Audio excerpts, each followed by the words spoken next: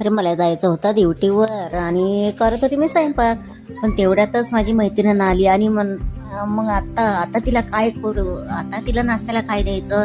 तर मी तीच कणिक घेतली, पापड्यात तळल्या अशा छान खुरुम खुरुम अशा, काही पुऱ्या नाही, पुऱ्यासारख्या नाही दिसत आहे पण पूर्ण कडक तळल्या. आणि त्यातनं छानसं मी वटाणे आणि टमाटरची भाजी करतच होती. मग त्याच्यातलाच घेतला, ती वटाणे टमाटरचा घेतला, त्याच्यावर थोडं थोडं थोडं थोडं टाकून दिलं.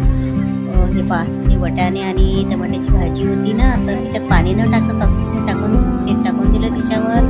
थोडंफार कांदे तर बारीक चिरलेलेच होते, ते कांदे टाकून दिले. त्यानंतर कांदे टाकल्यावर टमाटे टाकले बारीक.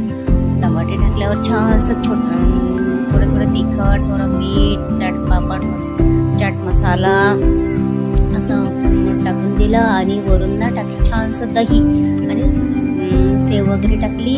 आणि सेव टाकून छान थोडंसं त्याच्यावर दही टाकलं आणि तिला दिलं खायला.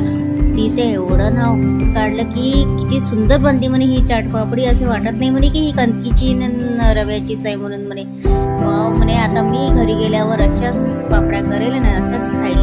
तुम्हाला जर आवडल्या तर तुम्ही लाईक आणि शेअर नक्की करा, फक्त पाहू नका, शेअर पण करा.